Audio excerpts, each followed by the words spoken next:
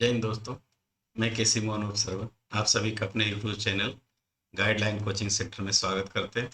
तो चलिए बिहार एसएससी के प्रैक्टिस सेट में हम लोग आगे आज भी कुछ प्रश्नों को लाए हैं और यहाँ भी वैसे ही प्रश्नों को लाए हैं जो कि या तो भाषा के दृष्टिकोण से थोड़ा सा क्लिष्ट है या फिर इसमें कुछ कैलकुलेशन जो है हमारा कठिन है।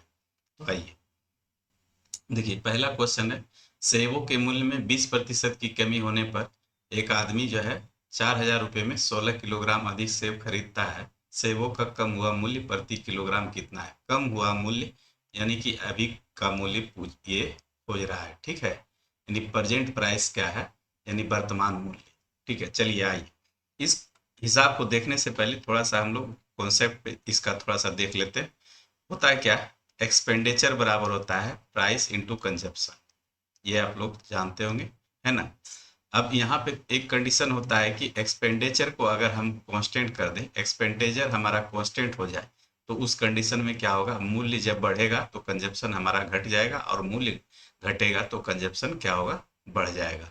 अर्थात मूल्य जो है विकर्मानुपाती होगा किसका, खपत का, यानी कंजप्शन का। ठीक है, और इसी कंडीशन को लेकर के हम सारे हिसाब इसको सॉल्व करते हैं।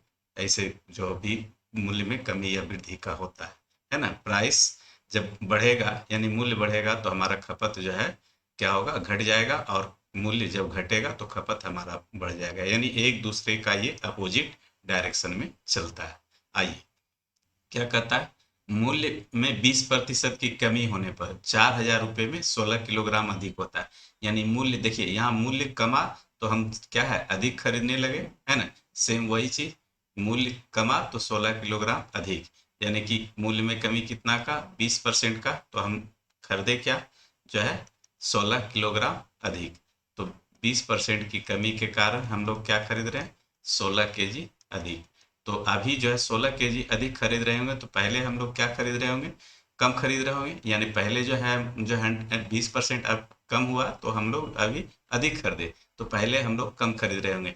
यानी अभी हम 100% जो है कंजप्शन कर रहे होंगे, अब पहले कम कर रहे होंगे।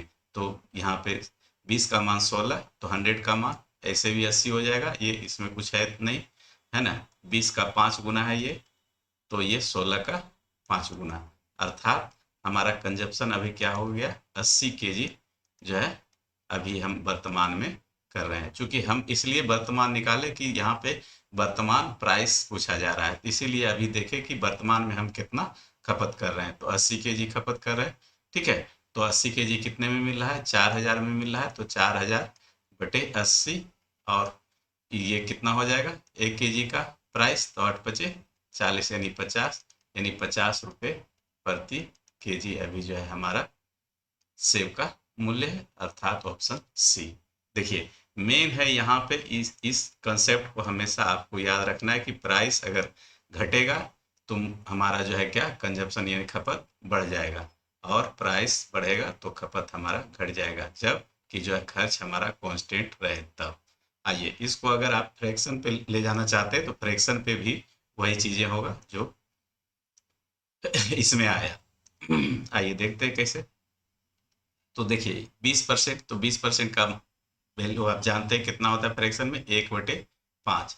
तो 5 से हमारा क्या हो गया, अभी प्राइस घट गया तो यानी 4/5। आइए, एक्सपेंडिचर बराबर क्या होता है, प्राइस इंटू कंजप्शन। तो प्राइस हमारा क्या था, 5 था पहले, और अब क्या हो गया 4। तो अब जो है कंजप्शन क्या है, एक्सपेंडिचर चूंकि कांस्टेंट रखना है, तो यहाँ पे प्राइस पहले क्या है, अधिक हुआ, तो इसका मतलब है कंजप्शन हमारा इसका उल्टा हो जाएगा, यानी कम हो जाएगा।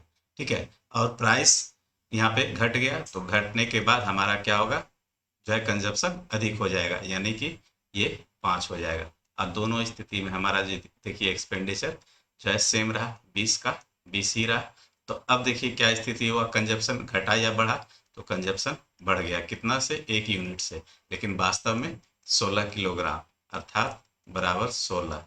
तो अभी कितना खपत कर रहे हैं, है ना, अभी मूल्य पूछ रहा है, इसलिए अभी का खपत देखना है, तो अभी 5, तो यूनिट 5 का मान 16×5 = 80, अर्थात 80 केजी अभी हम लोग खपत कर रहे हैं।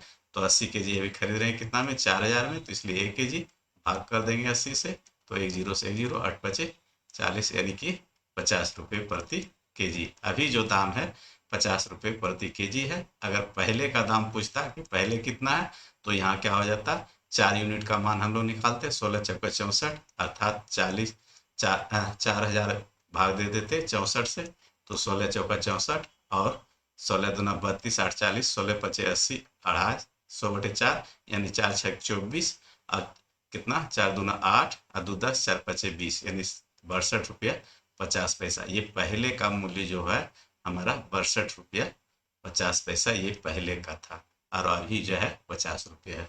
ठीक है, तो इस तरह से चीज़ें आप जब तक कॉन्सेप्ट ये क्लियर नहीं रहेगा तब तक आप जो है हिसाब को यहाँ पे क्लियर नहीं कर पाएंगे। चलिए देखिए, ये चक्रवृद्धि ब्याज का हिसाब है। एक निश्चित धनराशि के लिए एक निश्चित ब्याज दर पर 2 वर्षों के लिए वार्षिक रूप से चक्रवृद्धि ब्याज होने वाला चक्रवृद्धि ब्याज क्या है, 1996 रुपया 80 पैसा, यानी 1996 रुपया 80 पैसा क्या है, ये CI 2 वर्ष का। तथा उसी धनराशि के लिए उसी ब्याज पर उसी समय अवधि का साधारण ब्याज क्या है, SI है 2 वर्ष का 1920 रुपया। उसी धनराशि के लिए वार्षिक रूप से चक्रवृद्धि ब्याज होने वाली उसी दर पर 3 वर्षों का क्या है, मिश्र धन खोजा जा रहा है। ये इतना लाग लपेट है, इससे कोई मतलब नहीं है। यहाँ पे जो चीजें हमको देखना था वो देख लिए, CI 2 वर्ष का और SI 2 वर्ष का दिया हुआ है। तो हम लोग के पास एक जो है कॉन्सेप्ट होता है, क्या होता है, डिफरेंट बराबर क्या होता है, SI का R%।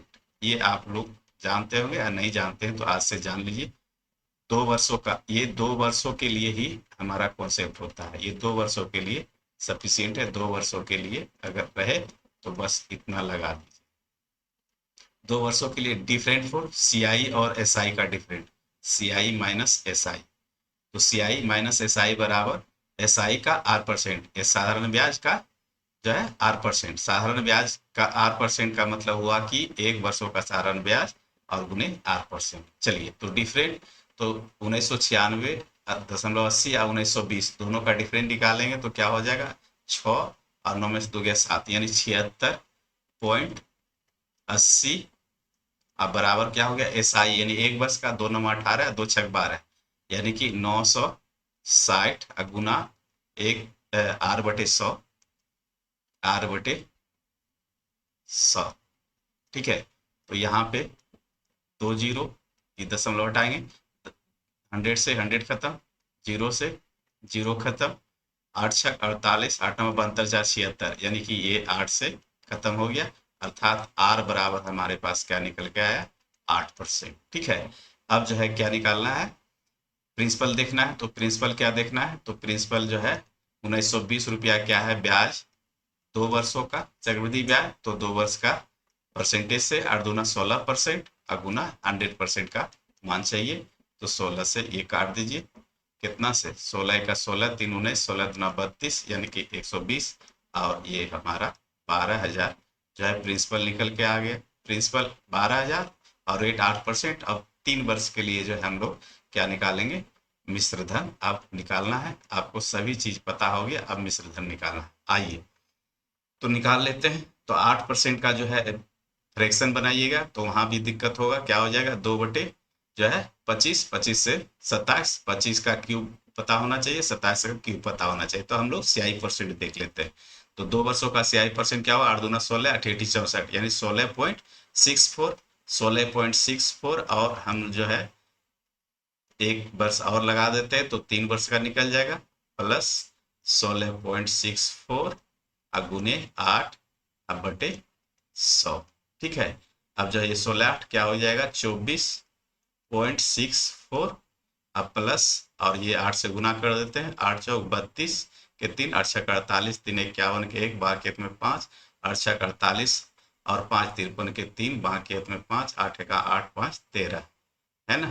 तो 1.3312। अब इसको जोड़ देते हैं कि 0.4 अंक के बाद है, तो ये हमारे पास इसको फिर से लिख देते हैं तो चीजें समझ में आएगा। 133 था ना, 1.3312। ठीक है, तो ये हो जाएगा 1 2 तो रह जाएगा, 4 3 7 हो जाएगा और 6 3 9 हो जाएगा और 24 1 25 हो जाएगा, 25.9612। अब देखिए यहाँ से अब जो है ये CI परसेंट हमारा निकल गया है ना, CI परसेंट हमारा इतना आ गया। तो हमको चाहिए क्या, CI परसेंट यानी अमाउंट चाहिए, तो P प्लस CI का मान चाहिए। ठीक है, अब देखिए ऑप्शन पे थोड़ा सा हम लोग आते हैं। यहाँ क्या है, 14,761 है, 14,167 है, यानी 761 167 ये दोनों में बहुत दूर का डिफरेंट है। और 15,611 15,116 इसमें भी डिफरेंट है बहुत दूर का। तो अब हम लोग क्या करते हैं, यहाँ पे देखिए इसका कैलकुलेशन, अब 100 जोड़ करके 25.97 इतना का कैलकुलेशन कीजिएगा तो बहुत लंबा हो जाएगा, और जो है आप शायद जो है करने में भी बहुत दिक्कत है कैलकुलेशन, और कर भी नहीं पाइएगा जल्दी। ठीक है, तो अब इसको क्या करेंगे, तो यहाँ इसके बराबर हम लोग इक्विवेलेंट कर लेंगे 25.9712, यानी कि ये जो है 26 के बहुत करीब है, यानी 26% के बहुत करीब है। तो इस तरह से हम जो है इस CI परसेंट को 26% मान लेंगे, क्योंकि ऑप्शन भी मेरा बहुत दूर दूर है। तो जब भी CI और SI में है, इस तरह से आपको यहाँ पे CI और SI का अधिकतर हिसाब इस तरह से रहता है कैलकुलेशन बेस। तो उसको हम लोग जो है यहाँ पे कुछ ना कुछ उपाय निकालना पड़ता है। अगर जो है नहीं निकालिएगा तो फिर जो है आप गुना भाग करते रह जाएगा, इसमें फंस जाइएगा। वैसे स्थिति में इसको स्किप करके निकल जाइए, अगर नहीं समझ में बातें आती हो तब। चलिए, तो अब क्या हो गया, 26% और हमारे पास 100% का मान दिया हुआ है ना। अब जो है हम लोग 3 वर्ष का चक्रवृद्धि ब्याज निकाल देते हैं। ये पोर्शन आपको इधर का है, ये चीजें आपको करने आना चाहिए। ये हमारे पास 100% का मान दिया हुआ है, कितना है 100% बराबर 12,000, 12 पर 3 जीरो। ठीक है, तो 1% का मान 120, और हमको चाहिए कि 100 प्लस 26% यानी 126% का मान हमको चाहिए।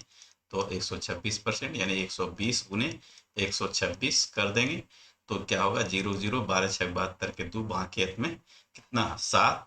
अब बरबरे 44 से 144 और 7 कितना हो गया, 44 650 एक 51, यानी 151, यानी 15,120।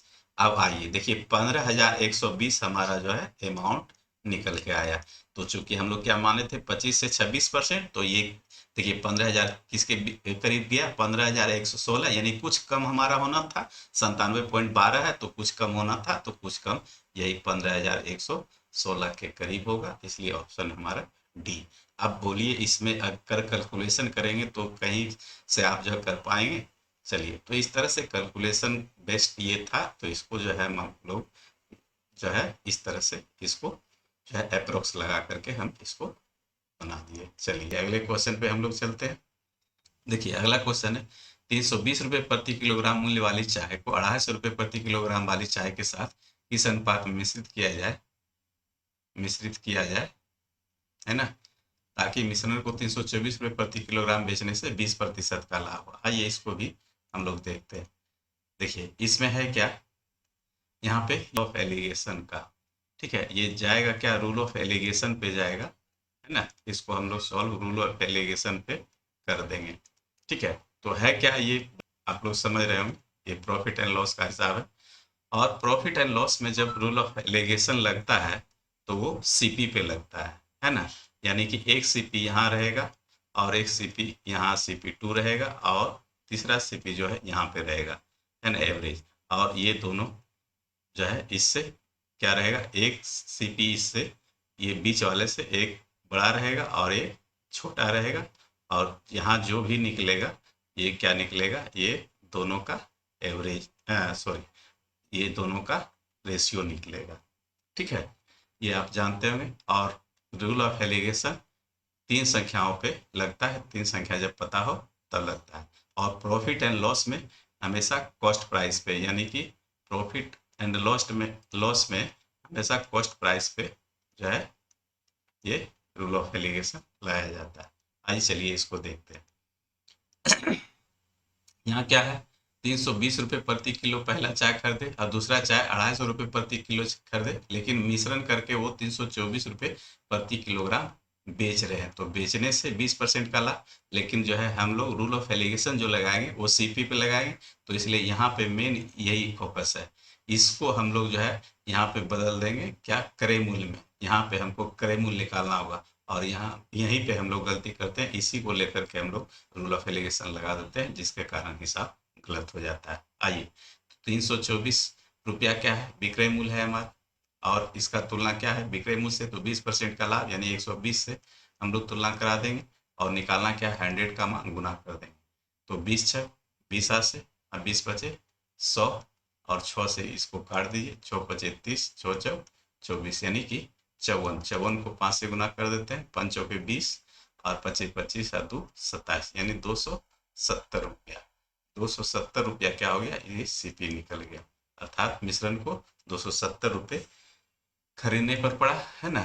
तो यहाँ से अब हम लोग निकाल देंगे, सीपी पहला क्या है 320, और दूसरा सीपी क्या है 250, और मिश्रण का जो सीपी बना 270। ऐसे पे रूल ऑफ एलिगेशन लगा देंगे, यानी कि एक बार बीच वाली संख्या में कोई घटेगा, और एक बार बीच वाली संख्या किसी में घटेगा। यानी एक देखिए यहाँ पे बड़ा है, एक छोटा है, तो 320 में से 70 घटा देंगे, तो 70 30 100 और 20 50, और ये क्या हो गया 270 में 250 घट जाएगा, तो ये बच जाएगा 20, और ये निकलेगा सीपी का रेशियो, यानी 0 से 0 खत्म।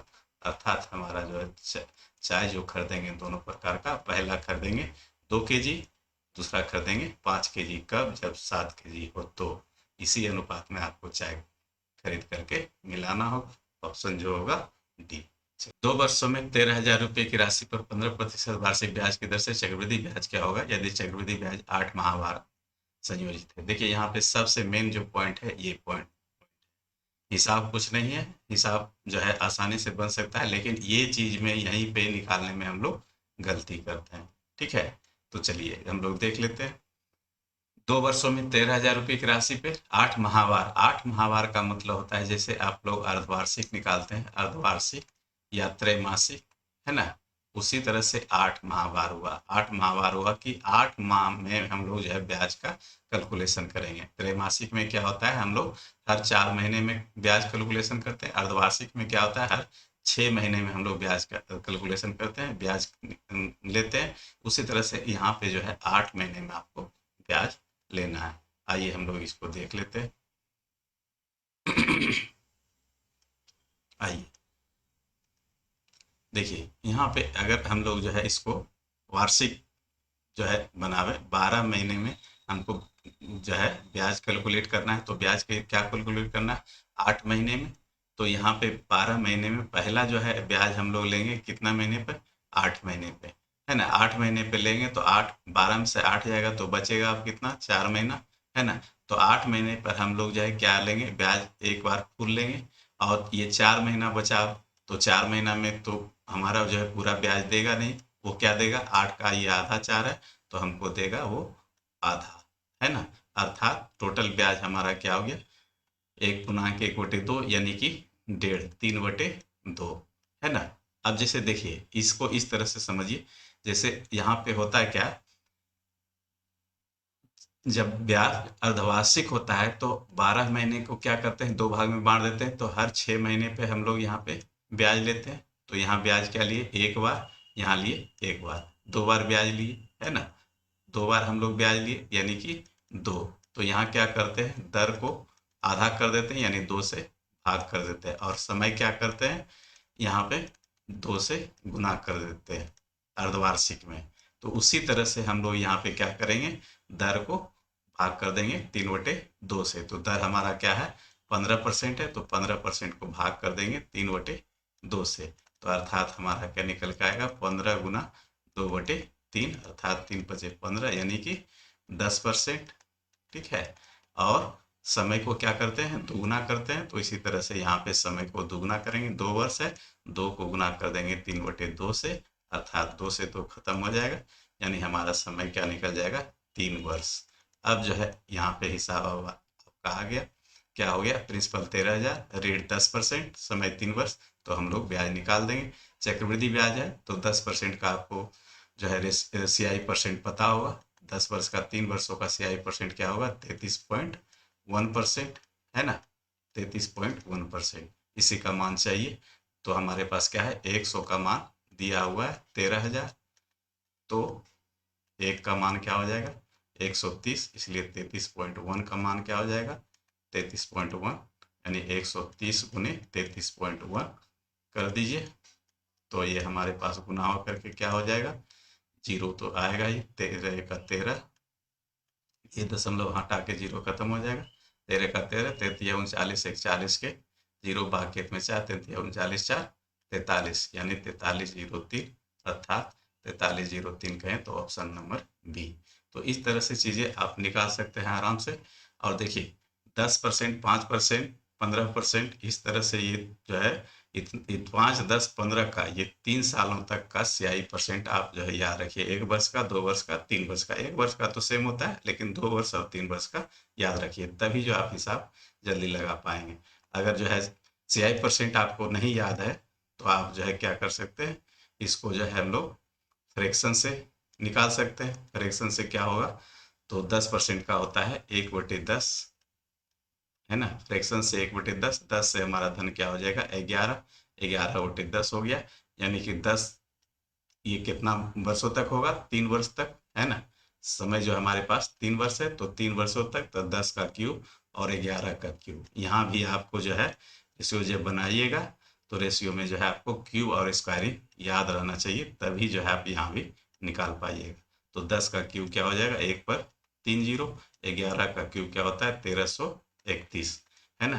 तो ये क्या है, हमारा मूलधन है और ये हमारा मिश्रधन है। तो ब्याज क्या होगा, मिश्रधन माइनस मूलधन, यानी 331, और इसी 331 का मान चाहिए। तो ये 1000 का मान दिया हुआ है आपके पास, कितना 13,000, तो 13,000, यहाँ से 1000 का मान, तो 3 जीरो खत्म हो जाएगा, यानी 1 का मान हमारे पास रेशियो से 13 है। तो इसलिए हमको चाहिए क्या, 331 का मान, 331 रेशियो का मान, तो 13 गुना 331 कर देंगे, यहाँ पे भी आपको निकल के आएगा 4303।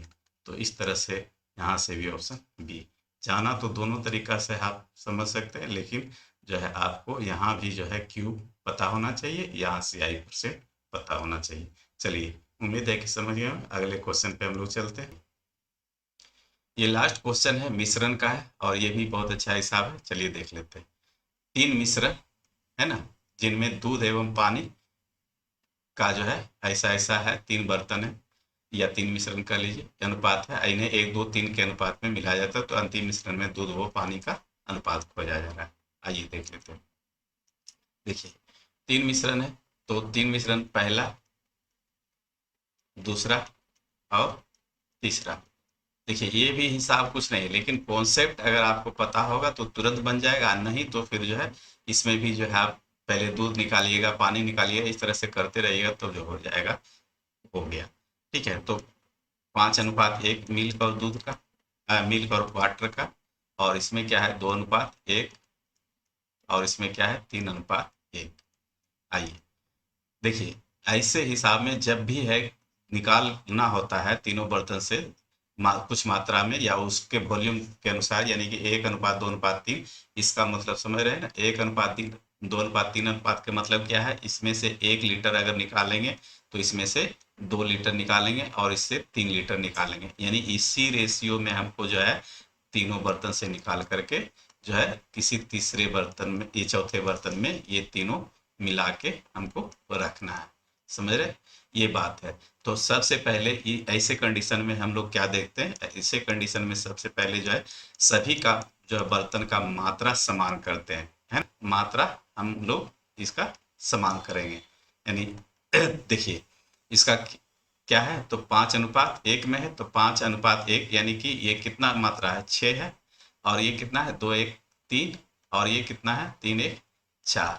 तो यहाँ पे 6 लीटर है, यहाँ 3 लीटर है, यहाँ 4 लीटर है, और ऐसे अनुसार, इस अनुसार से हम लोग जो है मात्रा अगर निकालेंगे तो हम लोग को समझ में नहीं आएगा कि इससे कितना क्या निकल रहा है। तो इसलिए ऐसे कंडीशन में सभी का जो है वॉल्यूम यानी कि मात्रा बराबर करेंगे। तो 6, 3, 4 का एलसीएम ले लीजिए। 6, 3, 4 का एलसीएम क्या हो जाएगा, तो 12, यानी 6, 3, 4 से ऐसी संख्या लेते हैं जो 6, 3, 4 से कट जाए, तो 12 हो गया इसका एलसीएम। तो एलसीएम, तो ये इसको 12 बनाने के लिए कितना से 2 से गुना, और इसको 12 बनाने के लिए 4 से, और इसको कितना 3 से।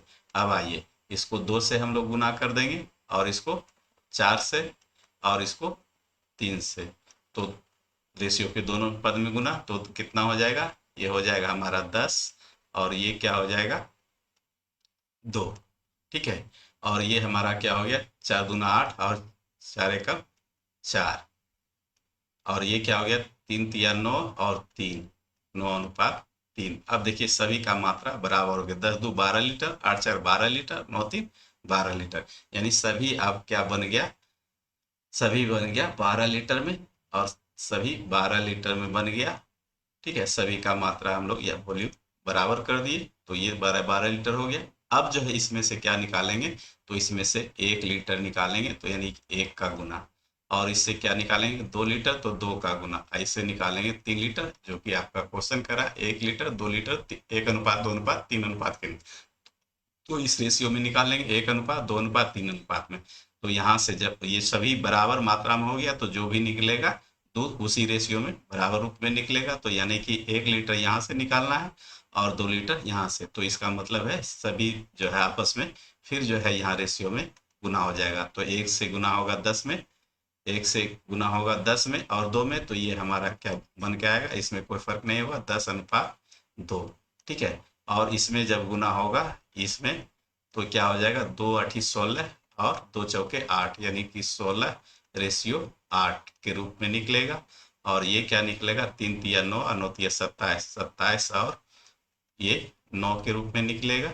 और अब जो है यही हमारा मिल्क और वाटर लास्ट में चौथे बर्तन में आएगा, तो 8 2 10 9 19, और ये क्या आ जाएगा 7 6 13 और 3 2 5, यानी 53 रेशियो 19 के अनुपात में हमारा मिल्क और वाटर लास्ट में आएगा, 53 रेशियो 19, जो कि आपका नन ऑफ दीज है, डी नंबर ऑप्शन। तो इस तरह से चीजें हम लोग क्लियर करते हैं। तो आइए अब जो है ये अंतिम क्वेश्चन था। वीडियो अगर अच्छा लगे तो लाइक कीजिए और चैनल को सब्सक्राइब कीजिए। धन्यवाद।